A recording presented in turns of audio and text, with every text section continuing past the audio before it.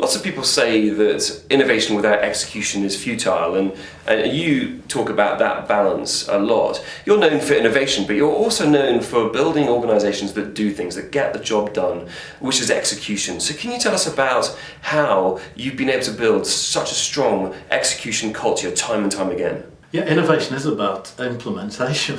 It's not coming up with the ideas, really, that's creativity. Innovation is implementing an idea in a way that generates economic value. It's really that simple. A culture of execution, to me, above all, relies on a team. So I've got to have a team that's committed to it, that's the first thing. And a team without weakness. The second thing is then you need to break it down. So execution is best done a step at a time. So if I'm going to somewhere very complicated, I want to get there a doable step at a time, basically. That's the second thing. And the third thing I think is about accountability. So if I've got a team without weakness, I want clear sets of accountability amongst the team. You're responsible for that, you're responsible for that, you're responsible for that, you're responsible for that.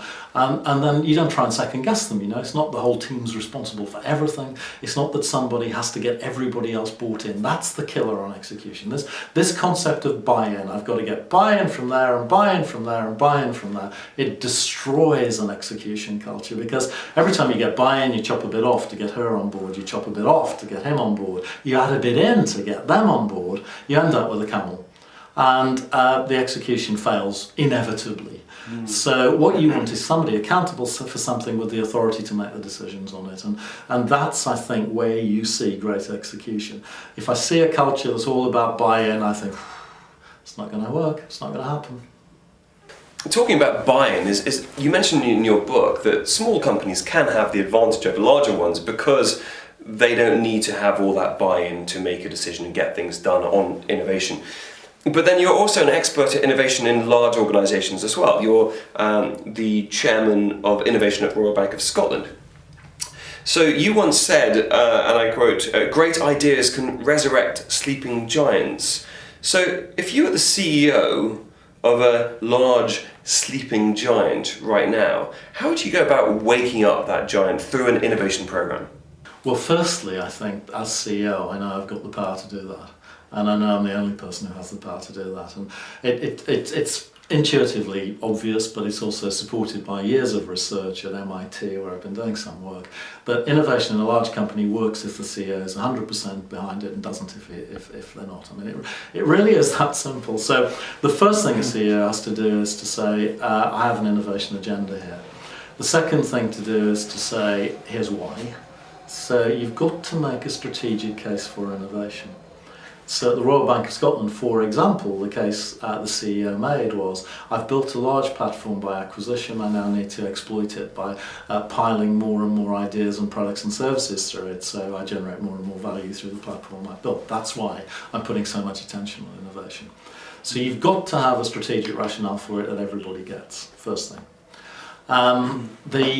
Sometimes the strategic rationale is, and this always works better than any other, is that without innovation we are dying. That wasn't true at the Royal Bank of Scotland, it was true at IBM, mind you, in the late 80s. It's true of many other companies, and that of course galvanises the whole organisation to transform itself in a way nothing else can. The threat of extinction is by far the best driver of innovation, but you can create that sort of energy by setting a future goal that appears impossible but very desirable.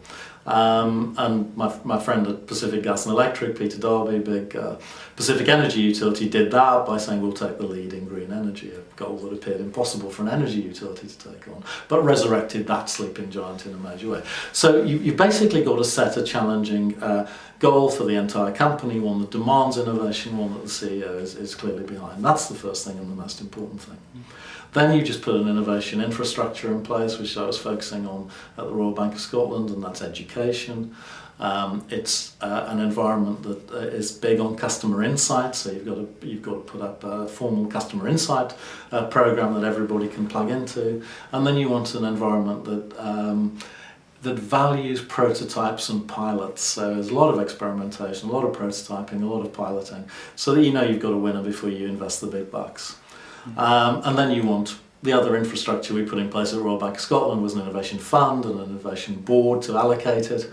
So basically we're saying, look, if you've got an idea that is too uncertain to get funded through a normal planning process, if it's a good idea, we can at least fund a pilot through an innovation fund. So all of those things, I think you have a strategic rationale, a lot of visible CEO support, and then an infrastructure that lets people get on with it. If you do that, you can make it happen in even the biggest and most complicated organisations.